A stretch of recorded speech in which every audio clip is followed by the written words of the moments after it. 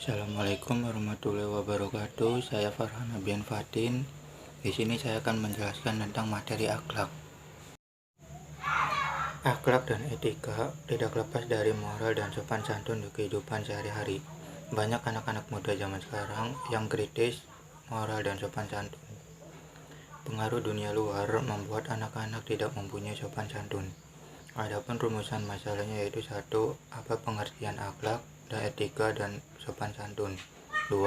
Apa perbedaan di antara akhlak, etika, dan moral sopan santun? Adapun tujuannya yaitu 1. Untuk mengetahui pengertian akhlak, etika, moral, dan sopan santun. 2. Untuk mengetahui perbedaan di antara akhlak, etika, moral, dan sopan santun. Untuk yang pertama, kita akan membahas tentang akhlak. Akhlak secara bahasa berasal dari kata akhlakul yang artinya budi pekerti, tingkah laku, perangai, dan tabiat. Secara istilah, akhlak memiliki arti yaitu karakter atau jati diri seseorang yang muncul dengan sendirinya tanpa adanya paksaan yang disebabkan oleh kebiasaan sehari-hari, sehingga muncul dengan spontan, mudah, dan tanpa adanya pertimbangan. Dari definisi tersebut, kita dapat mengerti bahwa akhlak dari seseorang sudah lama tertanam dari dirinya, sedari mereka kecil sampai mereka dewasa. Oleh karena itu, kita harus membiasakan kebiasaan yang baik. Kita tiru akhlaknya Rasulullah, karena Rasulullah merupakan uswatun hasanah bagi kita. Allah pun mengutus Rasulullah SAW ke bumi untuk menyempurnakan akhlak manusia, seperti yang dituangkan dalam Quran Surat Al-Ahzab ayat 21. Yang artinya sesungguhnya akhlak yaitu ada pada diri Rasulullah, yaitu yang baik, yaitu bagi orang yang mengharapkan rahmat Allah dan kedatangan hari kiamat, dan dia banyak menyebut Allah. Quran Surat Al-Ahzab ayat 21. Ayat itu semakin diperjelas dengan hadis Rasulullah SAW yang berbunyi, Inama bu'itu isamai sholatal akhlak, yang artinya sesungguhnya aku, yaitu Rasulullah SAW, diutus untuk menyempurnakan akhlak yang baik. Hadis riwayat Ahmad. Seperti yang kita ketahui, misi utama Rasulullah SAW diutus oleh Allah adalah untuk memperbaiki akhlak manusia, karena pada saat itu orang-orang kafir Quraisy adalah orang-orang jahiliyah, yaitu mereka yang sangat dahil akhlaknya. Mereka minum minuman keras, berjudi, memperbudak, dan bahkan tega membunuhnya anaknya sendiri. Oleh karena itu, kita harus membiasakan akhlak yang baik, seperti berada di lingkungan yang baik dan bergaul dengan orang-orang yang baik. Dan kita harus memberikan contoh kepada adik kita supaya kelak mereka bisa tumbuh dewasa dengan akhlak mukarimah yang seperti diajarkan oleh Rasulullah. Etika berasal dari bahasa Yunani Kuno yaitu ethos, yaitu kebiasaan. Menurut Kamus Besar Bahasa Indonesia, etika adalah ilmu tentang apa yang baik dan apa yang buruk, dan tentang hak dan kewajiban dan moral atau akhlak. Sedangkan menurut ensiklopedia, etika adalah filsafat tentang nilai, kesusilaan, tentang yang baik dan yang buruk.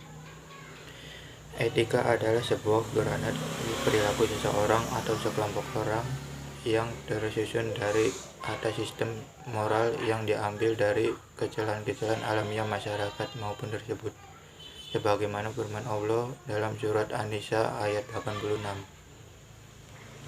Wa iza khairitum bihadiyatim wa ayu bi ahsana biha uruduna innallaha ala kulli syai'in qadir.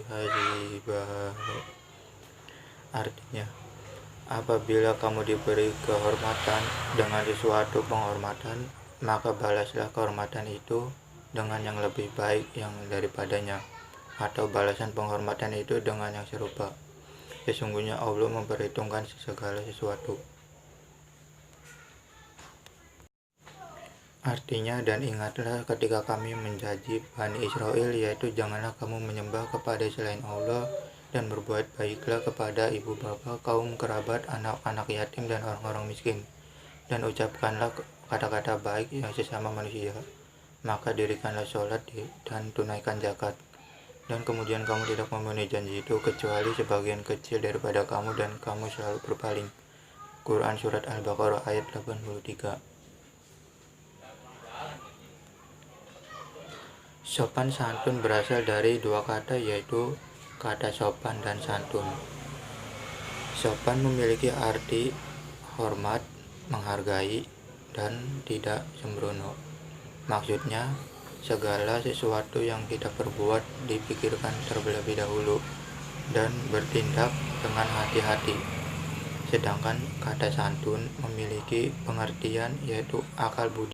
Sikap santun ini ada namun tidak tertulis. Meskipun tidak tertulis, namun dampaknya sangat terasa.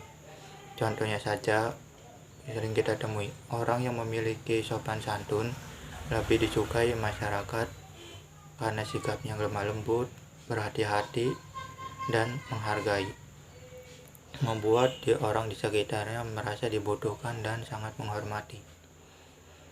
Sedangkan sebaliknya, orang yang tidak memiliki sikap sopan santun ini cenderung akan dikucilkan dari masyarakat, dan masyarakat pun akan menghukum mereka dengan cara menggosipinya, mengujinya, mengucilkannya, bahkan menegurnya secara langsung.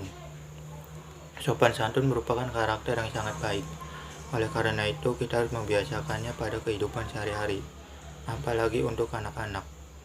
Pada usia mereka, memori mereka sedang tanggap-tanggapnya menghafal. Oleh karena itu, kita harus biasakan memberi contoh kepada mereka dengan sikap sopan santun.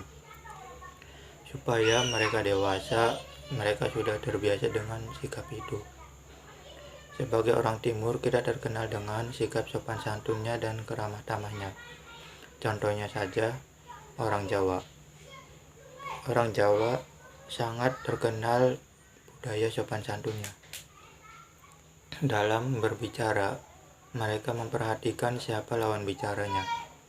Ketika berbicara dengan orang yang lebih muda, teman sebaya, dan dengan orang yang lebih tua yang dihormati, mereka memiliki tingkatan bahasanya.